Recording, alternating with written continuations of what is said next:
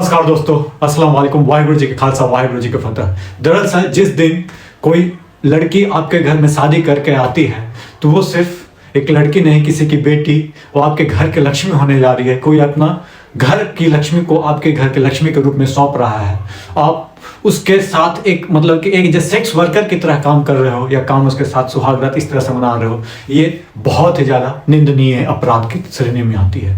दरअसल हम बात कर रहे हैं यूपी के हमीरपुर जगह के, जहाँ पे एक इंजीनियर ने अपनी वाइफ के साथ सेक्स की गोली, जो बोला जाता है शक्तिवर्धक गोली, खाकर उसके साथ सेक्स किया और उसकी हालत इतनी खराब हो गई कि उसकी मौत हो गई। उसकी विशेष जानकारी पूरा कहानी मैं बताऊंगा, तो आप लास्ट तक जरूर बने रहिए। दरअसल युवती की शादी 3 फरवरी को हुई थी। युवती के माता पिता नहीं थे, इसलिए सब कुछ दान दहेज से लेकर सब काम उनके भाई और उनके भाभी ने किया था। दरअसल भाई सरकारी दफ्तर में नौकरी किया करते थे। 4 फरवरी को युवती विदा होकर अपने ससुराल पहुंचती है। दरअसल शादी होती है जालौन जिले में और इन लोगों का घर था ओरई। दरअसल वहाँ पे इंजीनियर थे नितिन ओमरे के साथ दान दहेज देकर शादी अच्छे से हो गए। विदाई के बाद नितिन ने पौरुष क्षमता बढ़ाने वाली दवा खाकर संबंध बनाया, जिसके बाद उसकी हालत बिगड़ गई। वो नहीं मान रही थी तो उसको जबरदस्ती पीटा गया, घसीटा गया। ये आरोप है लड़की के भाई का। लड़की के परिजनों का झूठी बीमारी का सूचना बताकर इलाज करवाया गया। दरअसल हुआ क्या कि जब लड़की बीमार हुई तो उनके ससुराल वाले ने फोन किया लड़की के भाभी के पास, और ससुराल वालियों ने उनको मुख्य समस्या की बात नहीं की, तो इन लोग निजी अस्पताल में भर्ती कराया गया लड़के को और डिहाइड्रेशन के बारे में बताया गया। डिहाइड्रेशन का इलाज चलता रहा। ननद के पति भी साथ रहे, लड़की की ननद थी, उनके पति जो है साथ रहे। उसने भी असल समस्या के बारे में नहीं बताया। लड़की ने शर्म के चलते भी नहीं बताया कि क्या बताए भाई।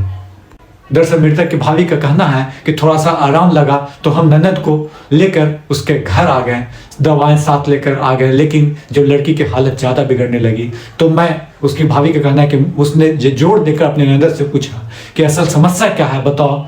उन्होंने फर्स्ट उस लड़की क्या बताया बेचारी, तो फिर उसने पूरी घटना बताई कि किस तरह से उसका पति शक्तिवर्धक मतलब कि दवा लेकर, गोली लेकर जो है उसके साथ जबरदस्ती सेक्स परफॉर्म कर रहा था।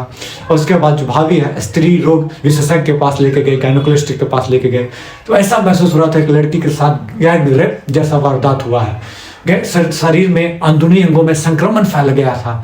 हमने कहा, दरअसल मृतक की भाभी का कहना है कि हम 7 फरवरी को हम लोग कानपुर के एक शादी समारोह में शामिल होने जा रहे थे कि ससुराल पक्ष से एक फोन आता है। उन्होंने कहा कि हमें कौन सी बीमारी छुपा कर लड़की की शादी की। हमने सोचा कि शायद थोड़ा सर्दी वर्दी लग गई होगी, इसमें कोई ज़्यादा सोचने की बात नहीं है। सबसे बड़ी बात है कि ससुराल वालों ने उनकी बहू को खुद अस्पताल में भर्ती नहीं कराया। उन्होंने इनकी भाभी को कॉल करके बुलाया, जो कि शादी समारोह में। उसके बाद ये निजी अस्पताल में लेके गए, उसको गायनोकोलॉजिस्ट के पास लेके गए। उसके बाद अब ये कहते हैं कि अपने मतलब कि एसपी के पास गए हैं, वो पूरा बात रख रहे हैं, अपने बात को रखा जा रहा है और दरअसल न्याय की मांग करी जा रही है।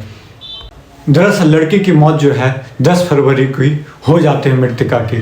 मृतका की मौत जो है 10 फरवरी को होती है और उसके बाद ये घटना पूरे यूपी में, पूरे देश में आदमी को झकझोर के रख देता है कि भाई इतना वेल एजुकेटेड स्टूडेंट होकर, इंजीनियर होकर भी कैसे ये कर सकता है, किस तरह से वो जानवर, हैवानियत उसके अंदर घुस जाती है दोस्तों।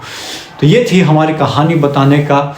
हमको बहुत जगह से थोड़ा सा न्यूज़पेपर से, थोड़ा सा गूगल से सर्च करने के बाद मैं आपके सामने ये लेकर आया कहानी को। यदि कहानी अच्छी लगी हो तो हमारे चैनल को लाइक और सब्सक्राइब करना न भूलें। इसी तरह हम आपको अवेयर करते रहेंगे तमाम वो ऐसी घटना जो कि हमारे समाज के निंदनीय है, मैं आपके सामने सुनाता इसलिए रहूँगा कि आप सतर्क और सजग हो जाएं। धन्यवाद। जय हिंद, जय भारत दोस्तों।